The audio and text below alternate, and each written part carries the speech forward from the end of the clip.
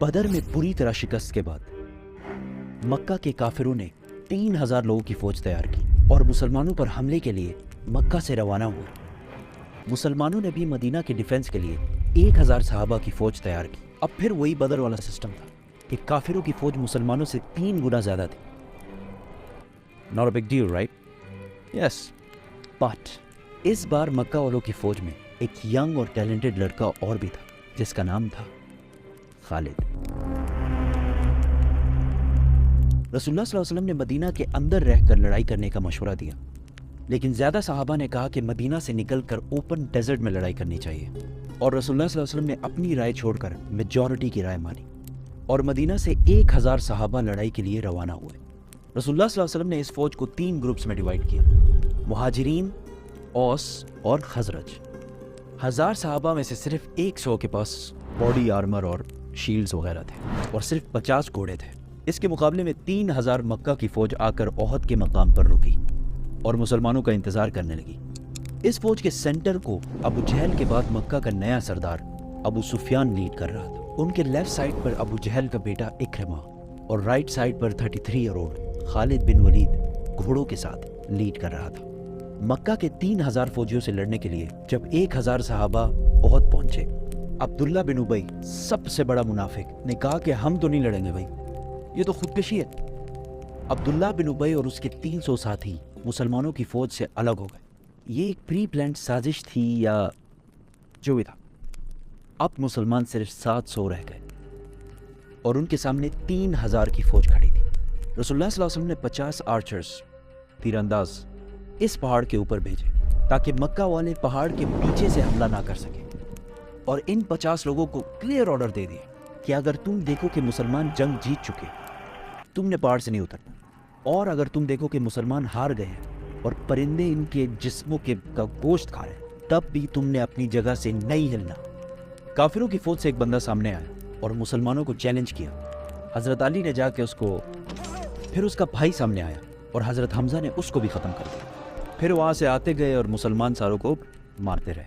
इसी के साथ दोनों फौजों ने हमला कर दिया। पहले लड़ाई थोड़ी सख्त हुई, लेकिन आहिस्ता आहिस्ता सहाबा उनको क्रश करते गए और मक्का वाले हौसला हारने लगे और थोड़ी सी लड़ाई के बाद बदर की तरह मैदान से भागने लगे। क्लियरली ये लग रहा था कि मुसलमान जंग जीत चुके।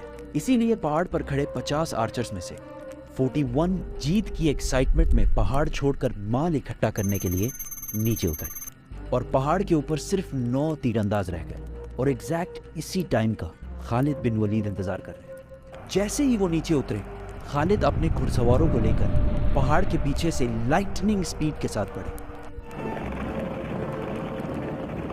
अब the game was completely changed. मुसलमान जीती हुई जंग के बजाय 2 फौजों के दरमियान में फंस गए थे और आहिस्ता आहिस्ता बहुत सारे सहाबा शहीद होने लगे और मुसलमानों के मेन जनरल हजरत हमजा को एक हबशी गुलाम वाहशी ने शहीद कर दिया। And to make it even worse, दोनों फौजों से लड़ने के दौरान वहाँ एक अफवाह फैल गई कि मोहम्मद सल्लल्लाहु अलैहि वसल्लम को भी शहीद कर दिया गया।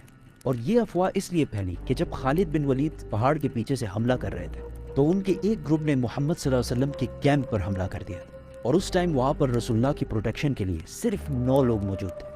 लड़ाई यहाँ तक गई कि रसूलुल्लाह सल्लल्लाहु अलैहि वसल्लम का दांत शहीद हुआ, लेकिन हज़रत तलहा और बाकी सहाबा ने उनको बचाए रखा।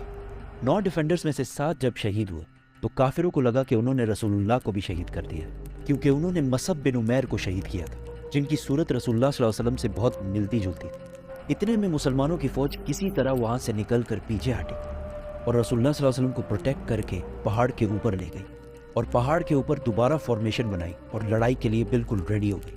मक्का वालों के घोड़े पहाड़ पर चढ़ नहीं सकते थे और बगैर घोड़ों की उनकी स्पीड बहुत स्लो होती और मुसलमान इन पर बहुत तीर बरसाते।